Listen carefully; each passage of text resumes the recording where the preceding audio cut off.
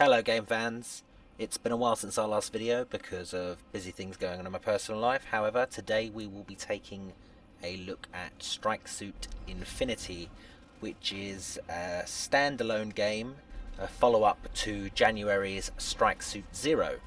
Strike Suit Infinity is essentially a stripped back version of the original game.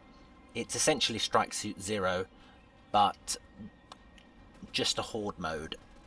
Now, the two most impressive features of the original game were the gameplay, which was fantastically fast-paced and really did suck you in to the game, and the other aspect was the visuals. The game looks absolutely fantastic. If you do happen to have a multi-monitor setup, it's one of the few games that really does take advantage of that perfectly. If you've got a nice widescreen setup, the game looks great, and the sweeping space vistas look amazing, especially with the large ships in the background.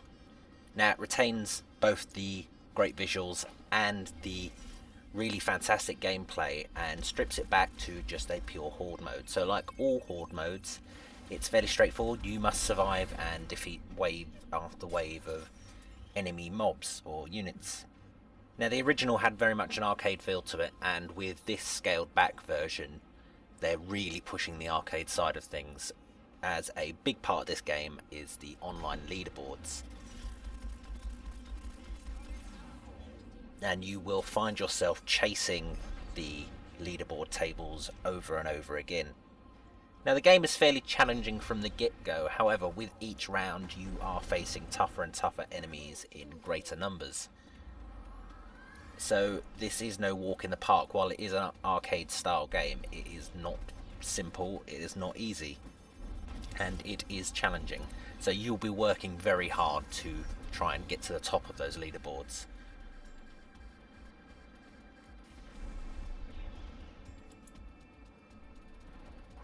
Now, before you start the round, you're given some sort of info on the types of enemy you'll be facing and what weapons might be the most effective.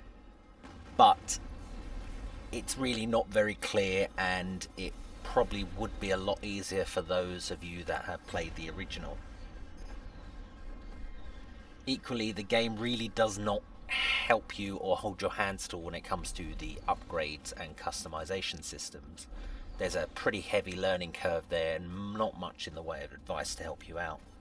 However, despite this steep learning curve, this game isn't just about stats, and it really is about the gameplay.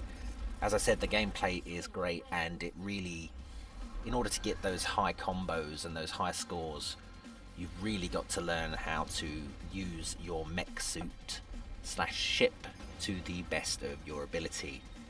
You have to learn when to brake, accelerate, transform between your two different modes, change weapons, deploy your flares or anti-missile defenses, whatever they may be called. And once you've learned how to use all these various aspects of the control, then you will find your score steadily going up and up.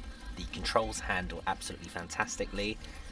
A lot of time and effort's obviously been spent on the handling of the game, and the better you get at handling and controlling the ship, the higher your scores will get. However, if you really want to get the high scores, then you're going to have to hunt for the upgrades which are hidden on transports and freighters throughout the game.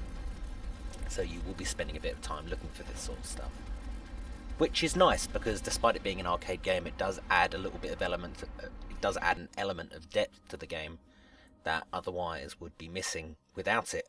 Now, you can buy other things in the game to help you through. You can buy ally squads throughout the game, which are purchased with the in-game currency that you receive for each wave that you destroy. They're not always the most helpful in terms of combat. However, what they are great at is stringing enemies about a little while around the area, so therefore you can focus your attack where you want to and choose who to pick off one after the other.